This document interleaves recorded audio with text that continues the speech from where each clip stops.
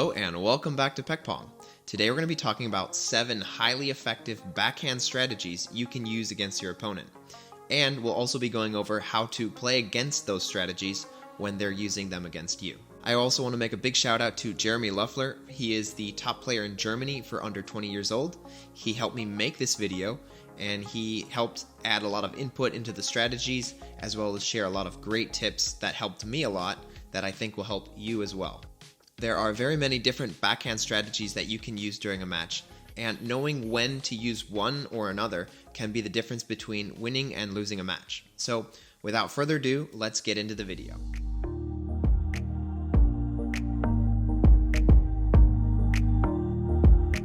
So the first tactic we're going to go over is knowing when to play to the opponent's backhand middle. And I would say this is a neutralizer tactic, as it happens when I'm flipping or I'm looping with my backhand to their backhand, and they just have a really good ability to destroy the ball, whether it's a counter loop or a punch or just some way that they're able to put a lot of strong quality on the shots. I usually use this instead of going wider to the backhand, which is a little bit difficult because the table gets shorter the wider you go. I try to go to the middle of the backhand, their kind of elbow backhand. And this is a really good way to neutralize that really strong backhand. And if they're smart, they might start taking a forehand from that position. And this is when I start to play a little bit of a game of cat and mouse. So I'll go deep into their backhand again sometimes, or I'll go to that backhand middle. And this works because now I've kind of introduced that backhand middle, and they can no longer sit in the backhand and wait for that strong backhand. So another situation can arise if I start playing to their middle backhand, and that's that they might start doing this windshield wiper block cut thing. And it's because it's coming to their middle that they're able to kind of get this shot off. And what it does is it puts a lot of side backspin on the ball deep into your forehand as a right-handed player. Some tips to deal with this ball are to really try and make a lot of spin with your forehand loop, as it has a lot of cut on the ball, so you got to spin it up. Or you can simply kind of wait for the ball and push it back, but make sure to keep it nice and low and maybe even a little bit shallow on the table to stop your opponent from coming in and making a winning loop. So there are other tips worth mentioning to neutralize your opponent's strong backhand. And the first one would be to try and put a little bit of side under flip on the ball. So that stops the top spin. They can't just rip over top, they have to kind of loop the ball up a little bit. Another one is to try and aim a little bit wider off the side of the table. I know I said before that it gets difficult, but it's also a strategy to neutralize it if you're comfortable with it. And the last one is to have a little bit more quality on your backhand flip to make it a little bit faster, a little bit stronger, a little bit deeper. That way your opponent can't really sit back and wait for this kind of farm ball that you gave. And Jeromy had some good tips on how to improve your quality on the backhand flip. So I'm going to hand it over to him on this one, and you can see what he has to say. So the bad way is like you use your arm like this. Yeah. And the good way is you go low with your shoulder close to the ball, and then the power's coming from palm, like this.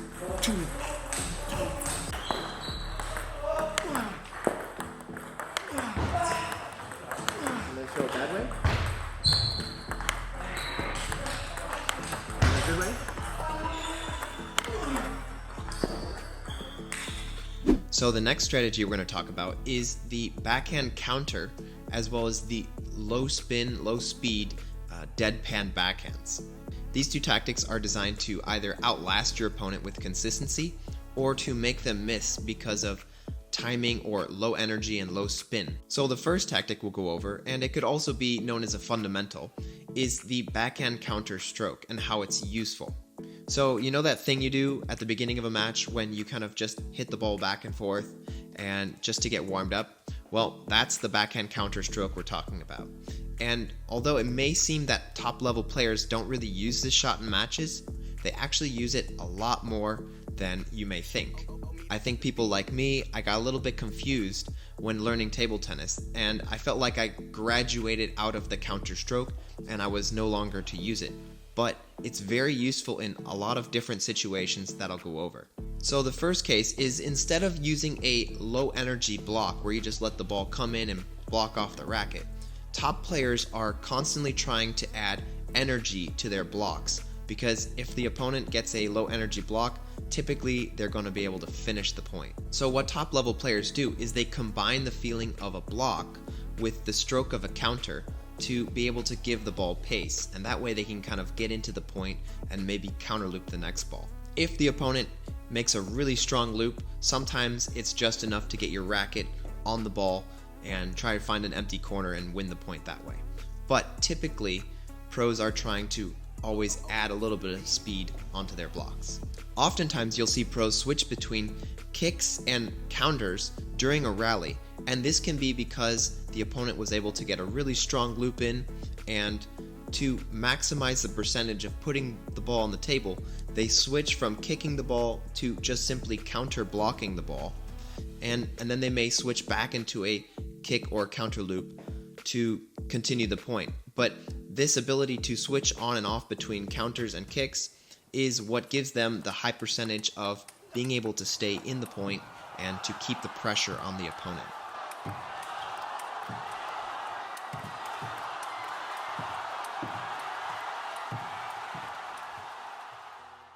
Another good use for the counter is when the opponent is able to kind of catch you off guard to the backhand and you don't have time to get your wrist back and make a good loop.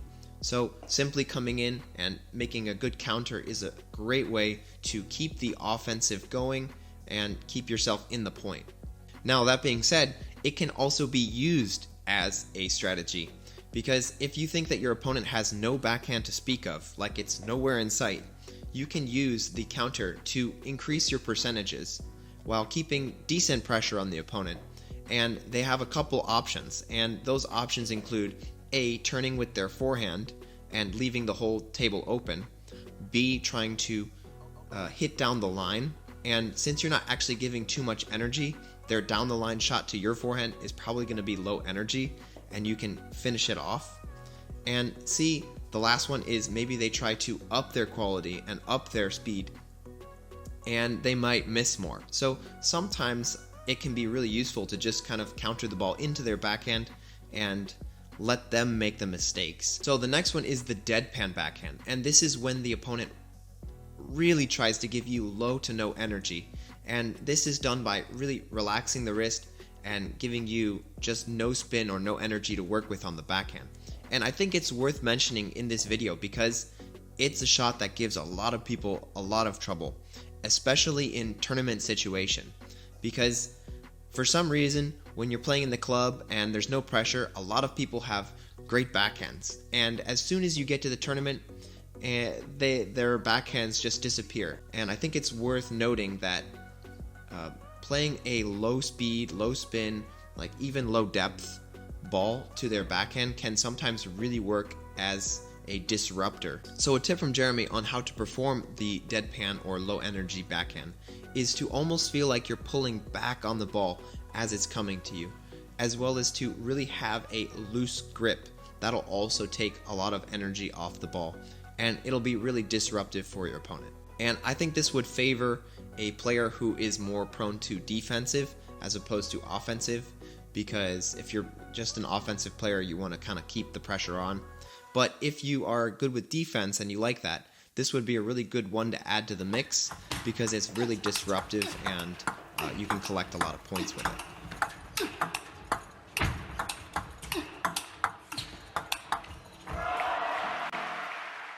So as someone who really struggles with the deadpan backhand tactic used against me, I have a few tips for those of you out there who want to play better against it. And the first tip is to stay really close to the table, as you need to borrow as much energy and speed from that ball as possible, as well as it may be landing a little bit shorter. The second tip is to really wait for the ball to come to you, and that way you can get as much pressure and spin into the ball as possible. Think of it as someone punching, right?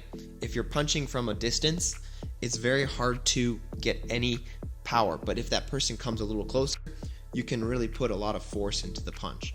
The next tip I have is to get a little bit more spin or friction on the backhand loops. It's because the ball that they give you has very little spin and has low energy, so if you do nothing, it's probably going to go down, and if you try to put a lot of pressure into the ball, it'll probably go out. So it's really important to try and impart your own spin on the ball to get control. That way you can kind of increase the quality of the shot without losing percentage of hitting the table. One tip I can give to get a little bit more friction or spin on the ball is to relax the wrist when you're hitting the shots. If your wrist is really rigid or stiff through the shot, it's very hard to get good spin. But if you kind of relax the wrist and let it kind of whip through the shot, that's going to get you a lot more spin.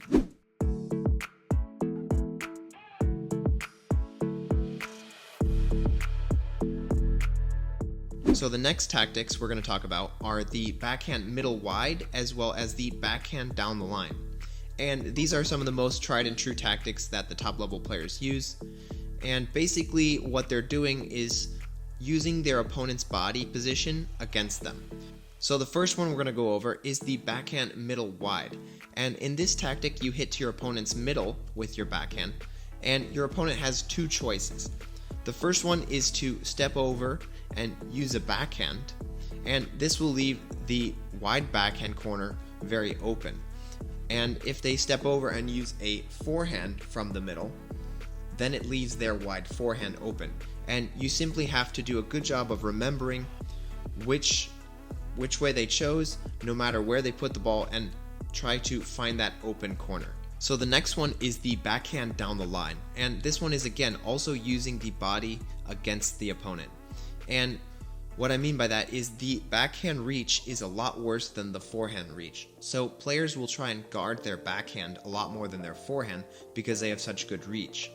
And if a well-placed ball is hit with good speed and good placement, it can really open up that forehand corner and you can have a winning shot. So some things that are important when you're trying to hit that down the line backhand are that it's very, very important that you have good placement as well as good quality or spin and speed. I have hit so many really bad backhands down the line that were too easy. They were not well placed, as well as they really weren't good quality. And my opponent was able to just step over and just hit this awesome forehand, and I look really dumb because I'm just giving easy balls to their forehand. So it's very important that you have good placement and good speed and spin on the ball if you really want to try this shot. Otherwise, it's not really worth trying. So a couple tips how to go down the line really well are, the first one is to get your wrist a little bit bent like this, and that gives you the angle that you need to go down the line. And the second one is to also really wait for the ball to come to you more, right? If you're touching the ball very much in front, the angle of my racket is pointing the wrong way if I'm trying to go down the line. So really waiting for the ball to come to me, it opens up the racket and also makes that down the line shot a lot easier. And the last thing is to really try and follow through to your intended target, which is down the line. So some tips from Jeromy on this, and he was really good at this shot. He always did it against me in practice, and he burned me a lot. Is the first tip he gave is to keep your hand a little bit higher, as trying to find that down the line shot is a lot harder if your racket's a little too low because the table is shorter. So having a good vantage point and starting a little bit higher is important. The second thing, like I also mentioned, was to wait for the ball to come to you so you can make good quality and you can also have that open racket. And the third thing he mentioned, and this is something he does very specifically and it really works for him and he encourages others to do it, is to open up the body as you're hitting the shot. It really helps to get the ball down the line, and he also said it helps him to find the table and to get enough spin to bring it down. I play here, and if I'm heading straight, I change my legs to this. Yeah. I play this, and if I play straight, I stay more parallel to the ball. Yeah, open the body. Yes. So the next strategy or tactic we're going to go over is playing backhand loops over the table, maybe 60 or 75% of the table. And you might be thinking, why would it be important to do that? Well, players like Patrick Franziska and Dmitry Ovcharov have been using this tactic to great effect, and the reason is because the backhand loop has a much better ability to swing over top of the table than, say, a forehand loop. And it's very common at the high level that players try to play short.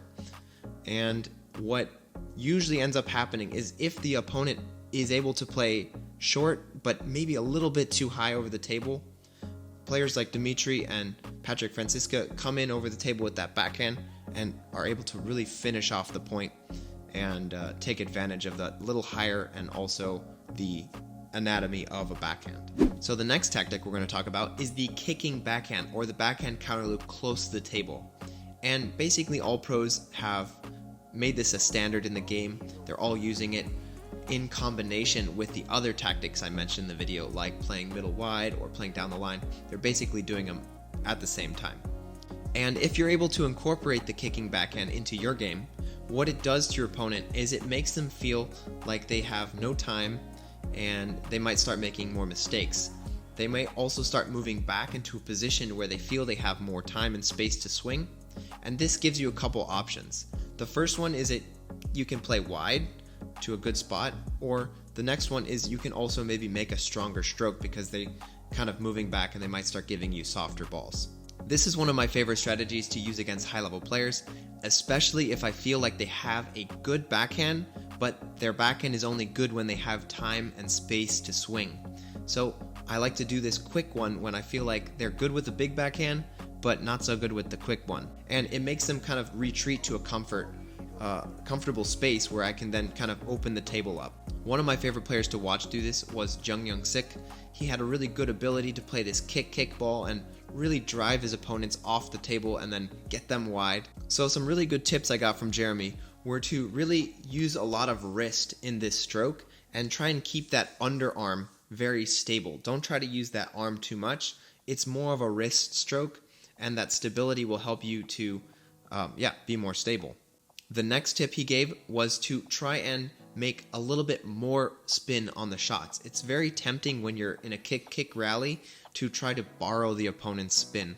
And you really shouldn't be trying to borrow, because then you become a recipient, or they get to dictate the kind of speed and spin on the ball. If you're making your own friction and your own spin, you really get to dictate what's being on the ball, and you have good quality. He also mentioned the importance of not closing the racket too much during a kick rally, because a lot of times that ball has a lot of topspin, and if it kind of jumps up a little bit more, which it often does, you're looking at hitting a really good edge ball. So he said to keep that racket a little bit more open when you're doing kick and kind of drive the ball a little bit more to keep it lower, as opposed to kind of closing over the racket, closing over the ball and trying to spin the ball.